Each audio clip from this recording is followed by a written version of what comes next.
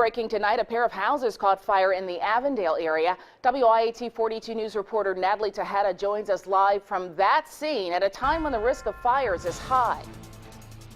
Sherry, we are here on the 4300 block of 2nd Avenue South, and when we first got here, one home was completely engulfed in flames and the fire was starting to spread to a second one.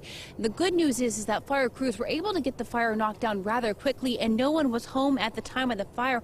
However, it's not uncommon for us to see these fires this time of the year, and that's the problem.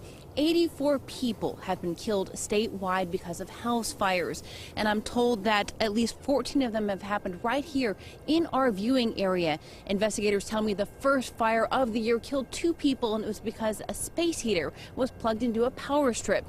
And neighbors around that area tell me that fire was terrifying. It just out of nowhere, we hear screaming, we come outside, and the whole house is in flames. Dion Gunn says she will never forget January 10th. The powerlessness she and everyone on the street felt as they listened to their neighbors' screams as they were trapped inside this burning home. It was terrifying for everybody because we knew that he was handicapped and he couldn't get out the house. And we weren't sure where the son was, and we knew the wife barely made it out. So it was horrifying because everybody know that we're watching the house burn with our neighbors inside. When the flames were out, Birmingham firefighters discovered the bodies of William Nunn and Tara Keynes.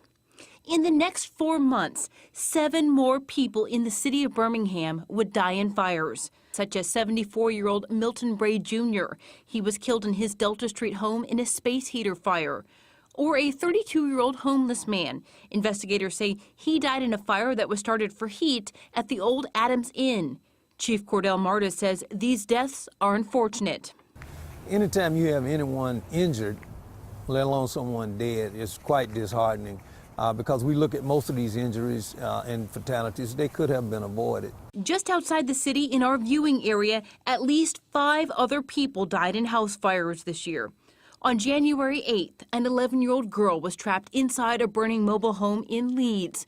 It's believed a space heater or stove was being used for heat.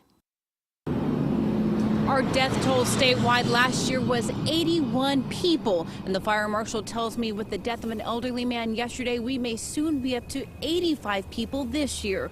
In the case of tonight's fire, although there were no deaths, I did speak with the homeowner. She tells me she wasn't home, but there was no space heater plugged in, nor were her Christmas lights even plugged in.